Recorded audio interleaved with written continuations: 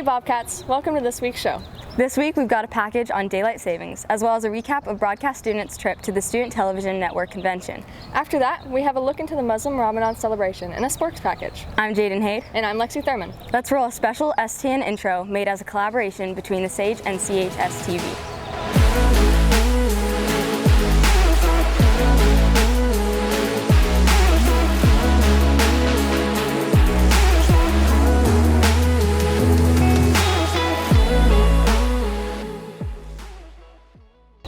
How do you feel about the time change, Lexi?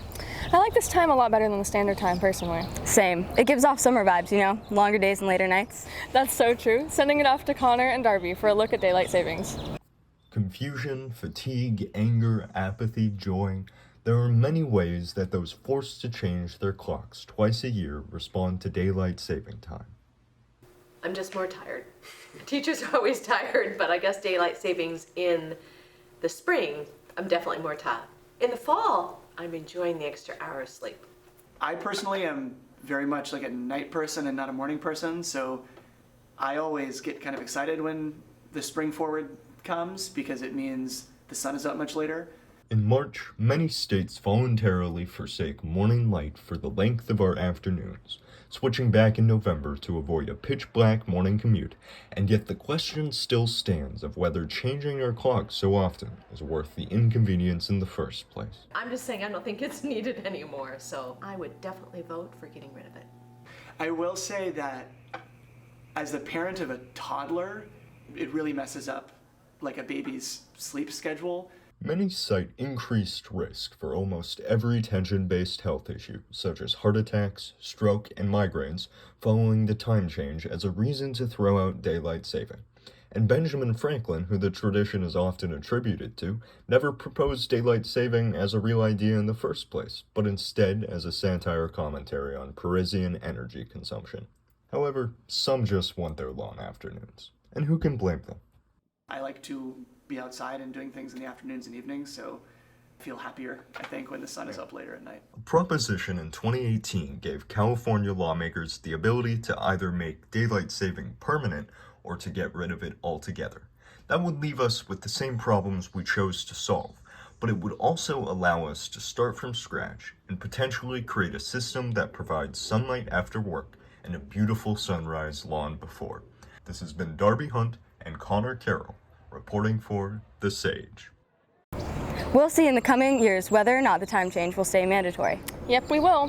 For our next package, last week, some students on the Sage were able to experience a trip to Long Beach for the Student Television Network, known as STN. Students were assigned a project and a group of people to work with on their assignment, allowing them to showcase their broadcast skills. Here's a recap of how it went with Samuel, Austin, Jake, Jacob, Leila, Connor, and Drake.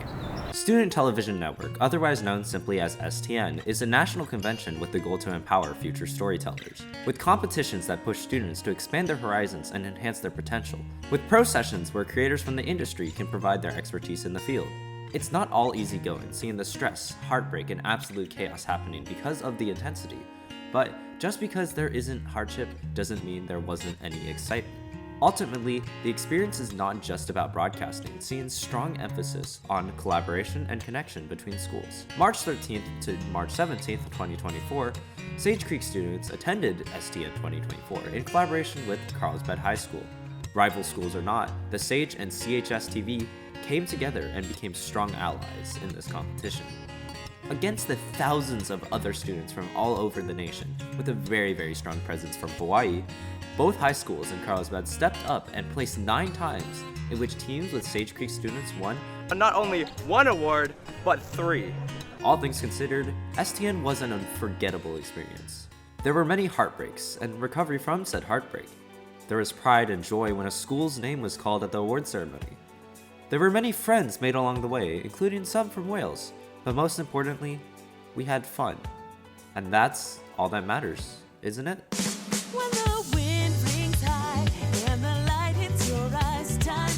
From STN to Sage Creek High School, Austin Jew, Samuel Dar, Jacob Dougherty, Connor Gamelin, Drake Tieger, Jacob Householder, Leila Adams, and William Nguyen reporting.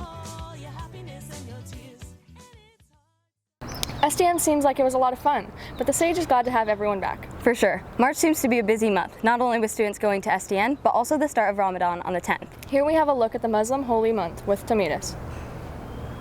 Ramadan, a holy event for Muslims, signifies a month in which the Quran, an Islamic sacred book, was believed to be sent out from heaven.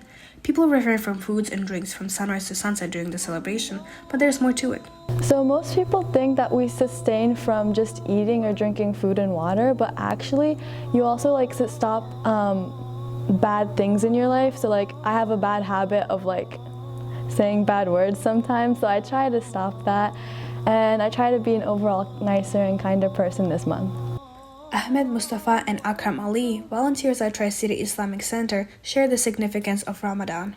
Then the month of Ramadan is mainly there to keep us directed, to keep us reminded that, hey, you have to focus more on your religion, you have to focus more on getting your worship dialed in and stuff like that. I would say it puts us in a kind of a state of improvement, I would say. So what it does is we abstain from sin and from all of these bad things, and it puts us in this environment of coming to the mosque every day, praying with our brothers and sisters. If anyone during this month would want to go to a local mosque, mosques are always open. You can come to your nearest masjid, you can put Islamic center. Obviously everybody's welcoming. We may have some rules just out of respect for, the house of worship. Other than that, I'd say go check it out, see what it's about and learn something new. As a teacher, you can be aware of like their energy levels. Fasting is a component of this, and so I think understanding that they may be a little tired or not have a lot of energy, especially in the afternoon. For peers, I would encourage you not to ask them if they're hungry, to not try to hand them food as a joke. Again, this is a very special, sacred thing. Ramadan Mubarak to all Muslims. This has been Tomiris Gumar. Now back to the anchors. That's interesting. It's nice to learn more about other cultural and sacred forms of worship. We wish all those who are participating a meaningful fast. Oh, on another note, aren't you on the girls softball team this year, Lexi? I am. Well, up next we have a sports package on girls softball to see how the season's going. Handing it off to Juliette, Hadley, and Isaac. Hey Bobcats, I'm Hadley Golden, and I'm here with Carly Jadyn and Lola Carson. What are some challenges you've been working to overcome? We're going to work on our communication skills just on the field in general and backing up our pitchers. How about you? And also like getting ahead early, working the count, and just like being team players overall. Okay, it's been raining a lot recently. How does that affect your season in practice? Oh, we have missed a lot of games and a lot of our practices have been canceled, which is super unfortunate, but in the good news, it means we're super fresh and we're ready for our next game. Yeah, that's really all like it is. There's not really that many downsides to it, other than like we haven't been able to play that much. Nice. Okay, so what's going well and what are some core memories this season? Well, of course, I love the bus rides and traveling with my team. It's super fun, and getting our first win of the season was super fun, and playing Carlsbad with everyone there at Calavera was also really fun. Can't wait to continue that into the future. I think for me, hitting the walk-off off of RBV, it was pretty cool because that was our first win ever against RBV, and I was the one who hit the walk-off, so it was like pretty cool to be that person, to be able to do it. That sounds really cool. Thanks. This has been Hadley Golden and Juliette Delicio and Isaac Flores reporting for The Sage. Thanks for the sports update. That's all we have for this week's show. This has been Jadyn Hayde and Lexi Thurman reporting for The Sage.